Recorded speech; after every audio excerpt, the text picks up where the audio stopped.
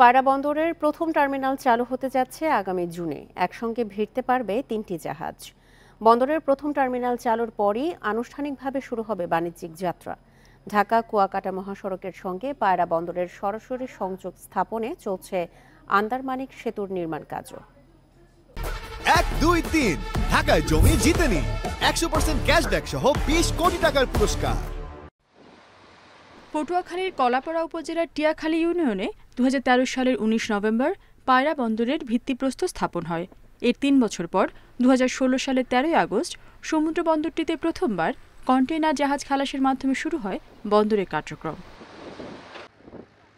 প্রায় 15,000 কোটি টাকা ব্যয়ে নির্মাণাধীন এ বন্দরে মোট 6টি জেটি থাকবে, যার মধ্যে 600 মিটার প্রথম জেটির কাজ প্রায় শেষের পথে।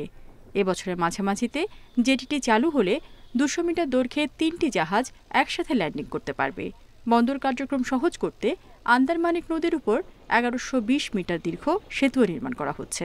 অন্য দুইটা পোর্টে তেমন একটা জায়গা না থাকার কারণেই তারা এক্সটেন্ড করতে পারছে না, কিন্তু আমাদের এখানে যথেষ্ট জায়গা রয়েছে।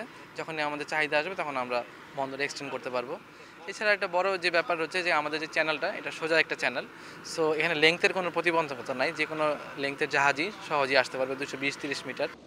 50 বছরের পরিকল্পনাকে সামনে রেখে আন্তর্জাতিক মানের করে গড়ে তোলা হচ্ছে এই বন্দরকে, বলছে কর্তৃপক্ষ।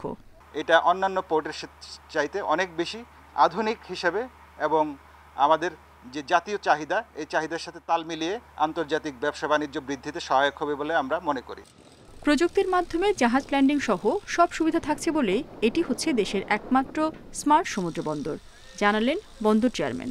যারা শিপ হ্যান্ডলার, যারা শিপ ওনার, তারা এই পোর্টের প্রতি পোর্টের উন্নতির সাথে সাথে তারা যদি সংশ্লিষ্ট হয় এবং তারা যদি এগিয়ে আসে, এই পোর্টের কর্মক্ষমতা এবং আমাদের রেভিনিউ আর্নিং আরও অনেকাংশে বৃদ্ধি পাবে। ইতিমধ্যে এই বন্দরে 400-র বেশি বিদেশি জাহাজ সহ 250 জাহাজ ভিড়েছে। গত 3 বছরে রাজস্ব আয় প্রায় 1000 কোটি টাকা। Independent news.